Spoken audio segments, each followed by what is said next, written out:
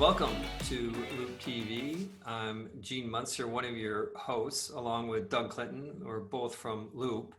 And this is a forum where we go into more detail about the questions that we get asked most about.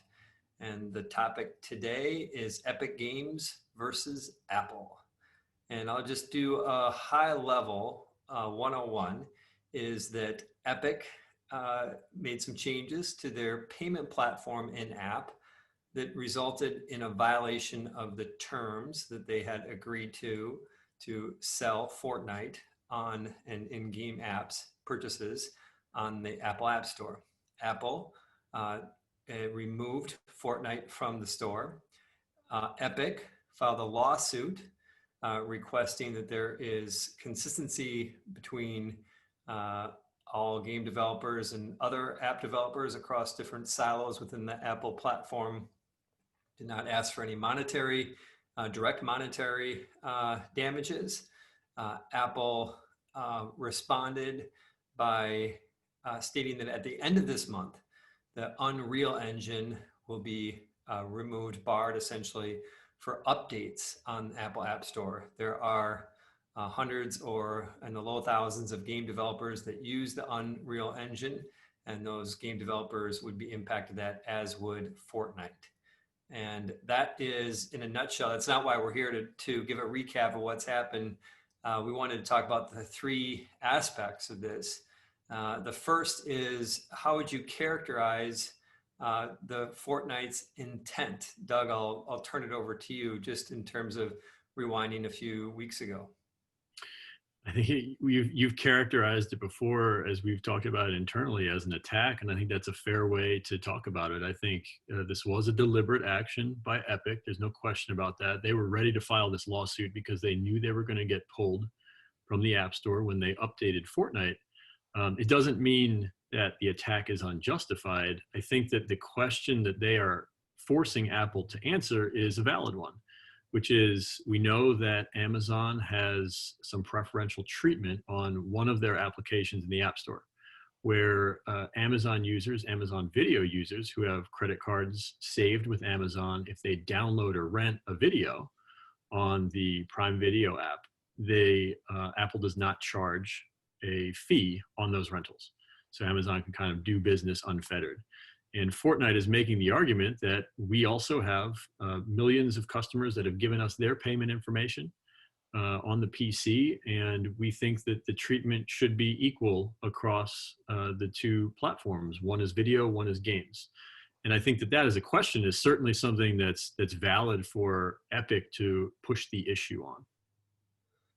Understand, and I would mention a theme that we talk about internally is this kind of guiding principle that the truth is several layers below the surface. And one question that I don't have a good answer to this when we think about this attack, is what ultimately motivated it. It is something where Epic Games has been needling at Apple for some time. Unclear why now. Maybe it's related to some of the testimony recently on Capitol Hill with some of the tech giants. Maybe something else motivated it. Hard to say.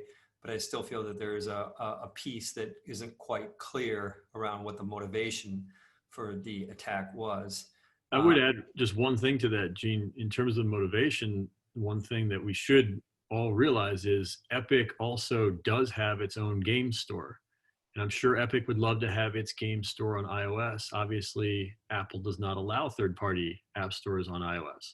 So we shouldn't, ignore the fact that Epic has potentially a competing store that may be part of their motivation. The timing, other things maybe go into timing, the testimony, to your point, go into timing. But we should acknowledge too that Epic does have a competing product essentially to the App Store that they may want to try to gain more distribution for. And I want to give a contrarian view. You talked about what Epic's, some of their motivation, and seeing how Amazon and maybe like Canal Plus is being treated on the video side. I view those as two different silos. Ultimately, we can talk about it kind of in the third phase here, but that Apple is consistent with their terms as businesses can be consistent. Shifting to the second topic, the Unreal Engine, I can say that from my perspective, it's something that I wasn't that I was surprised to see Apple do. It is, in fact, evidence that Apple is serious about this and is taking strong action kind of across the board. And the implications are that if the Unreal Engine is not allowed to update, there are, as I said, maybe several hundred, maybe several thousand game developers that currently use the Unreal Engine that would have difficulty updating that. Therefore, they would have to port their apps over to potentially Unity, that is a company that we are invested in.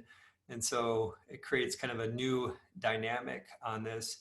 And my view ultimately is it's hard to say how that plays out. They've had this deadline at the end of the month that they're going to no longer allow updates to the Unreal Engine. And I could see, by the way, I see no chance that Apple is going to let Fortnite back in the store. Let Right. me rephrase that. Very low chance. There's always a probability, always a chance something could happen, but an extremely low probability that Apple ends up reversing their course with Epic. Maybe there's some room for movement on what they're doing with the Unreal Engine. We'd love your take.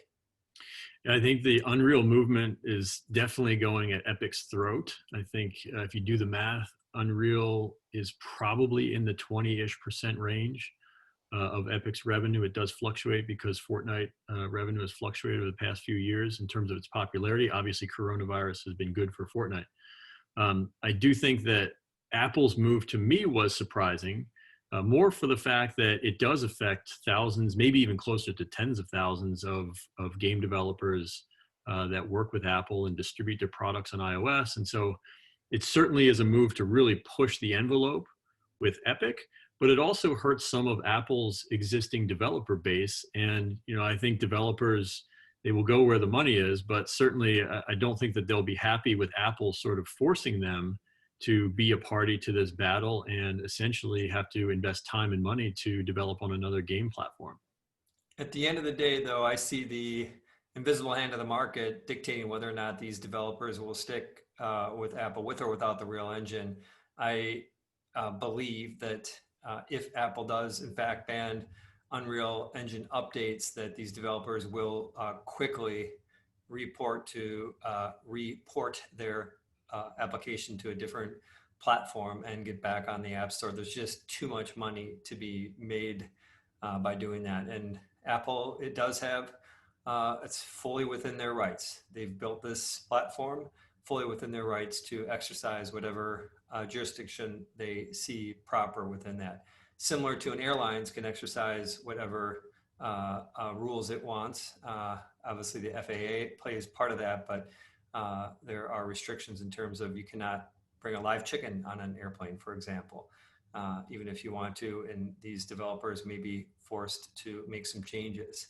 We're going to move to the third topic, which is potentially the most significant one, which is ultimately what does this mean? Earlier, I mentioned that I think that Apple has been very clear with being consistent with their terms and services between different silos within the App Store. I think of the game silo independent of the video silo.